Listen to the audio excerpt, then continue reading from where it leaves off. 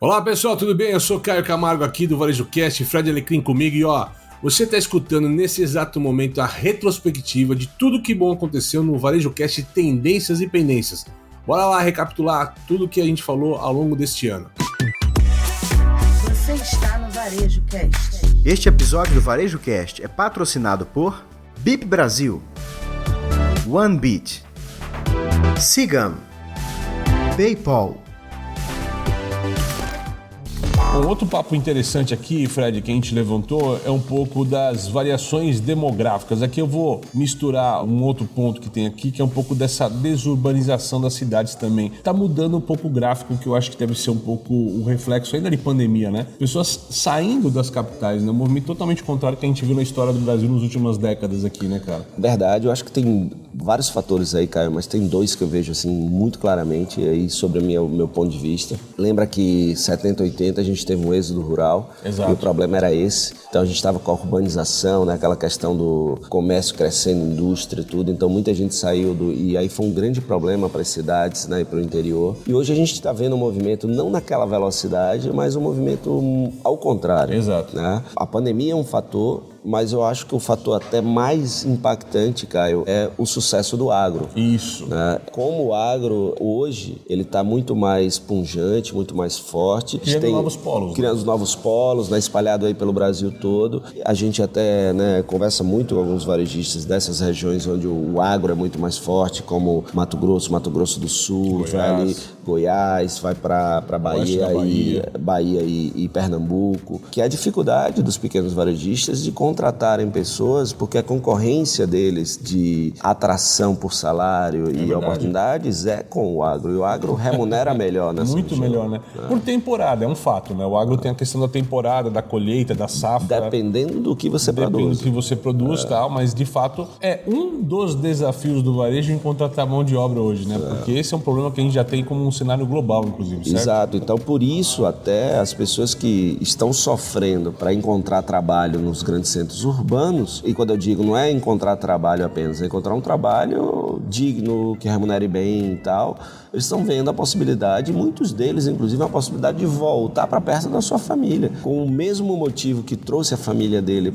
por exemplo, para São Paulo, ele retorna de São Paulo para o Mato Grosso do Sul, para o Mato Grosso, para essas regiões, ganhando mais, perto da família e com custo de vida muitas vezes menor. Menor. Isso impacta, né? Ou seja, então o que a gente está falando aqui, para o varejista que está buscando esses canais de expansão e tudo bem, esse é começar a olhar um foco, né? Nesses novos polos que estão surgindo com a força aí pujante do agro, certo? Certíssimo.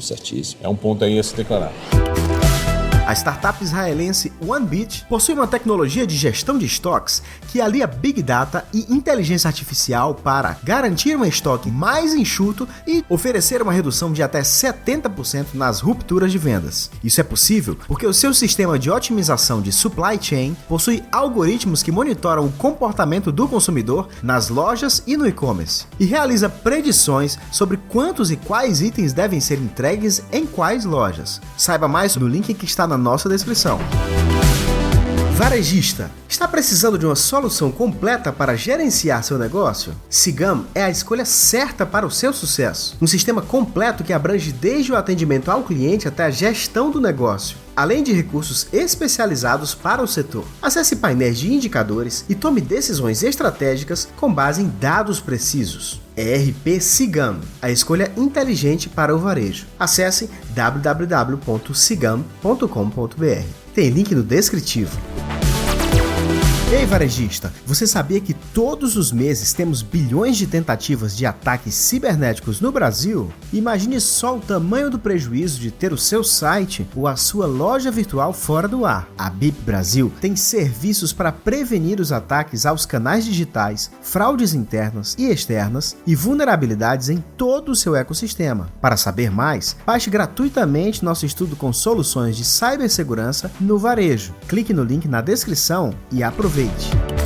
Quer encontrar compradores, aumentar a taxa de conversão do seu e-commerce e atingir novos mercados? Então você precisa conhecer a solução do PayPal para empresas. Torne a experiência de compra online mais rápida e eficiente. Permita que seus clientes estejam à frente das tendências do mercado e proteja seu negócio com uma solução mais segura e fácil de usar. Empresas e consumidores no mundo todo usam PayPal. São mais de 400 milhões de clientes ativos globalmente, em mais de 200 mercados, confiando em uma experiência de mais de 20 anos. PayPal, muito mais que uma carteira. Acesse o site www.paypal.com/br e descubra como o PayPal pode ajudar o seu negócio a crescer.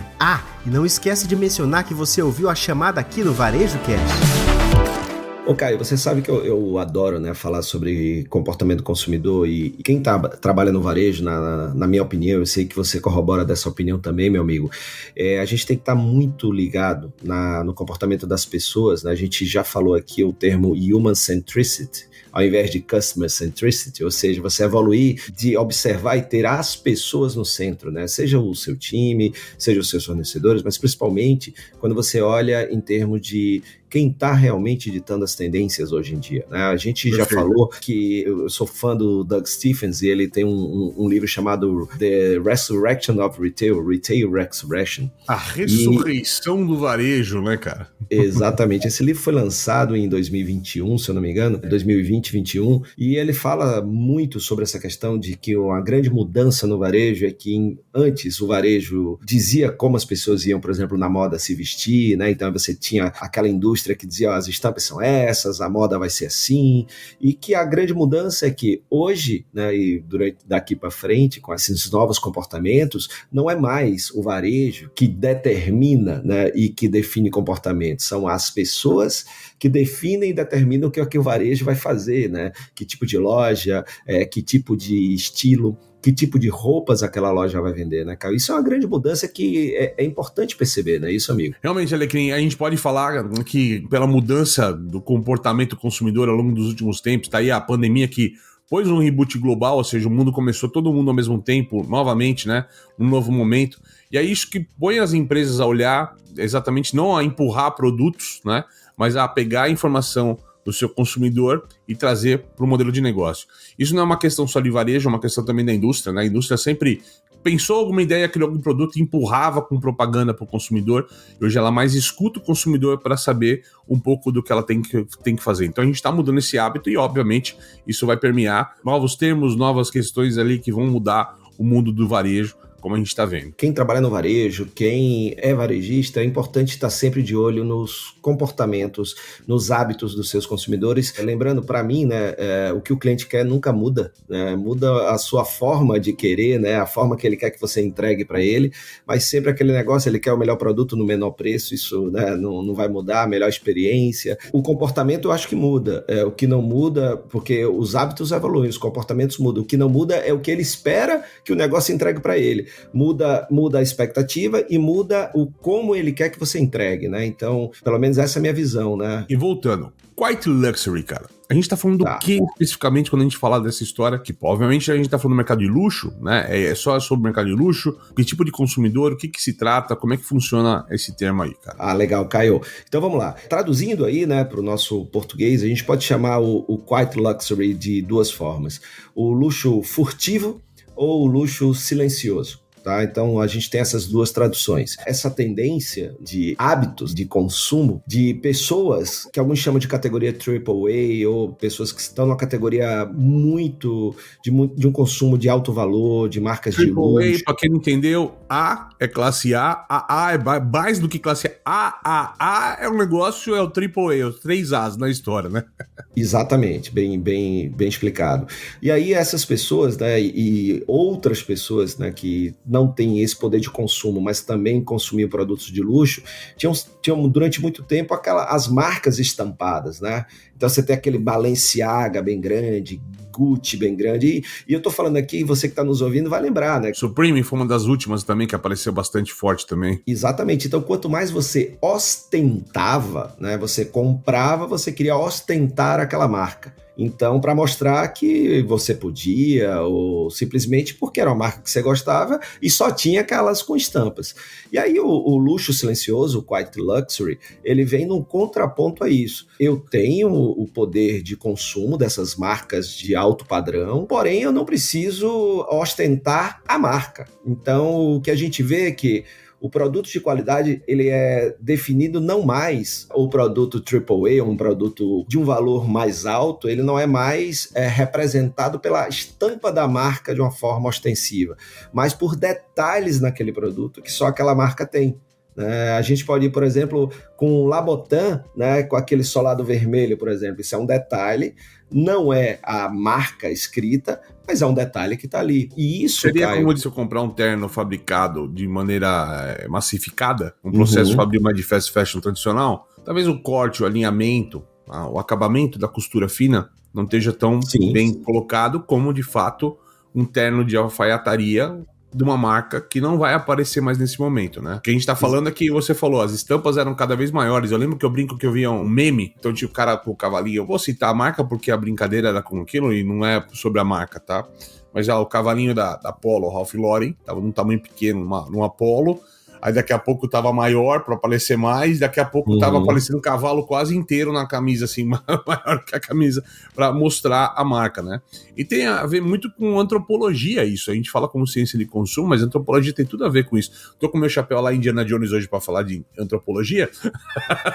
A linda, maravilhosa boina dele, o nosso chapéu. Cadê o nosso selo de chapéu bacana aqui, ó, Ian? Bota aí, cara.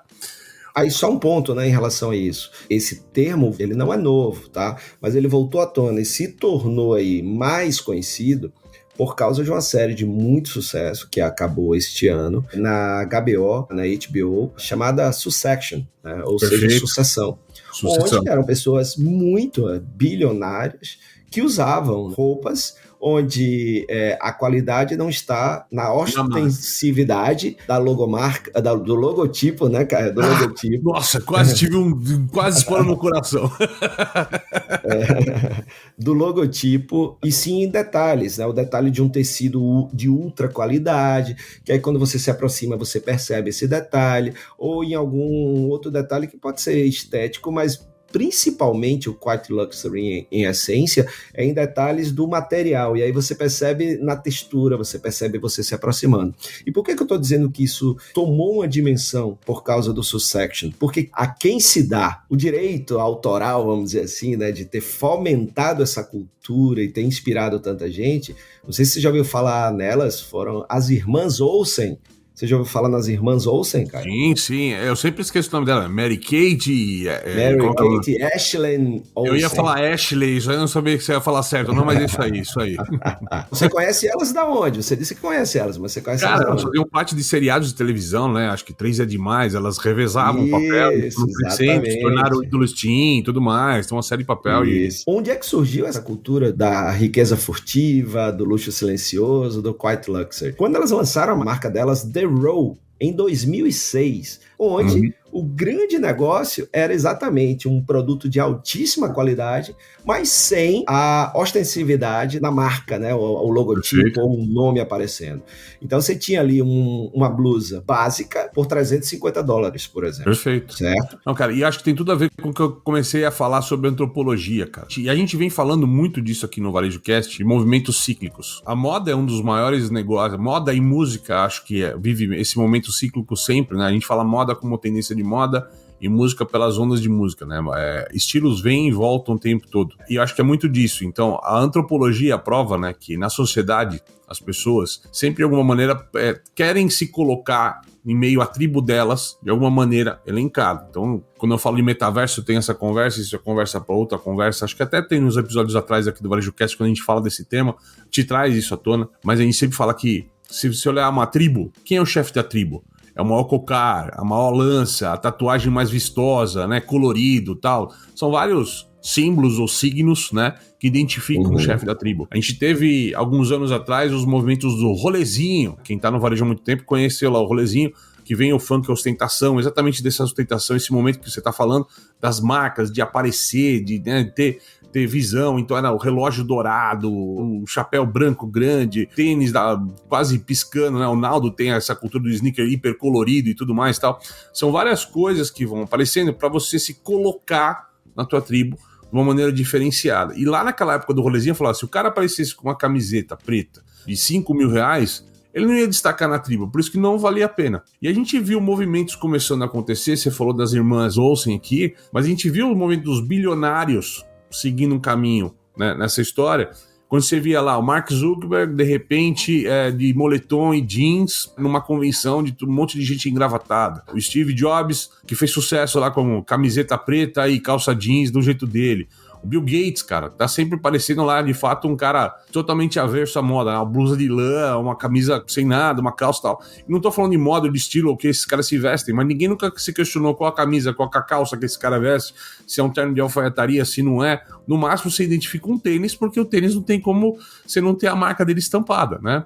Então, isso tem mudado muito, e eu acho que isso começou a trazer, cara, eu já tô no meu momento, no meu lugar. Eu não preciso provar para as pessoas que eu estou aqui. Perfeito, né? Mas aqui a gente vê um movimento, uma boa parte ainda que não evoluiu ou não abraçou esse movimento Quiet Luxury. Quando a gente vê, por exemplo, garrafas, né, de água e tal, que o pessoal aí vai na Stanley, porque, né, aí tá estampado Stanley ali bem grande, né, o copo. Né, garrafa da Fossa, assim, que o pessoal usa garrafa de vidro para tomar água, né, cara? Isso, exato. Então aí você vê ainda que tem uma grande maioria, né, tanto no mundo das startups como em outros, que ainda tá nessa vibe. Não quer dizer que vá mudar ou tenha que mudar, cada um vai naquilo que... E se sente confortável, seja feliz, né, meu amigo? Isso.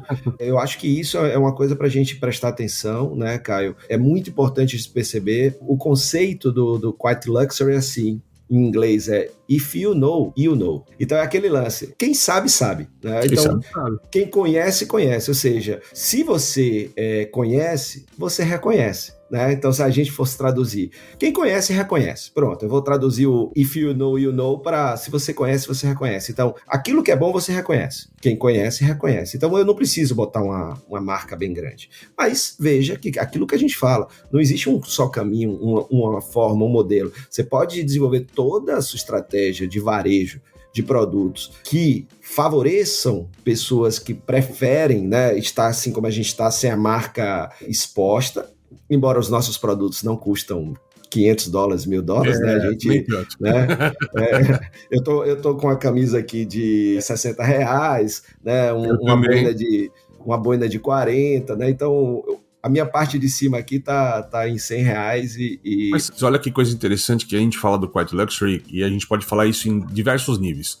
Pode falar do extremo luxo, é algo que custa extremamente caro e pertence a essa classificação e participa. Mas, porém, você pode ver pessoas que podem usar, por exemplo, a gente tá com camisetas básicas hoje aqui, certo? De marcas distintas, mas que a gente comprou não pelo preço. A gente aceitou comprar por uma questão de tecnologia, de acabamento, por exemplo, eu compro camisas que não amassam, porque por conta das viagens, prefiro a praticidade de pagar mais caro, às vezes o dobro de uma camiseta padrão, para você ter uma camiseta que não amasse numa viagem, que dure mais tempo, desbote menos, tenha mais qualidade. Então as pessoas também estão aptas a isso, e nem sempre isso vai ser reconhecido na rua. E tá ok, porque é meu uso, é porque eu compro isso. E uma pessoa que conhece e usa também o meu produto vai reconhecer isso no meu produto. Falar, você não tá com a camiseta de tal lugar, porque eu talvez, eu tenho uma igual, tal. E é muito o que você fala, essa pequena nuance, o pequeno luxo também entra nessa conta, né? Não só as grandes coisas de luxo nessa conversa toda, né? Exato, né? Às vezes a conveniência é luxo, né? Tipo, você ter a conveniência de não precisar passar uma roupa viajando, essa conveniência é um luxo, né? Para muitos. O grande lance aí, meu amigo Caio Camargo, é a gente pensar que você pode ir para um lado, né, de continuar estampando grandes marcas e tal, se o seu consumidor assim prefere, ou você pode ir nesse outro lado de investir em materiais de qualidade, vai reconhecer quem conhece o que é coisa de qualidade e tudo, isso em qualquer área, né, em qualquer área. É isso aí, você ficou com mais um episódio aqui da nossa retrospectiva de tudo o que aconteceu de bom aqui no Varejo Cast Tendências e Pendências. A gente continua aqui durante o mês de dezembro todo, a primeira semana de janeiro, passando para você as melhores tendências que a gente trouxe ao longo do ano para você aplicar no seu negócio agora em 2024. Bora lá! Você assistiu Varejo Cast. Saiba mais sobre o Varejo Cast e nossos patrocinadores acessando os links na descrição deste episódio. Seja você também um dos nossos patrocinadores. Entre em contato com o nosso departamento comercial. Tem link aí na legenda. Este Varejo Cast foi editado por Yannis Maciel.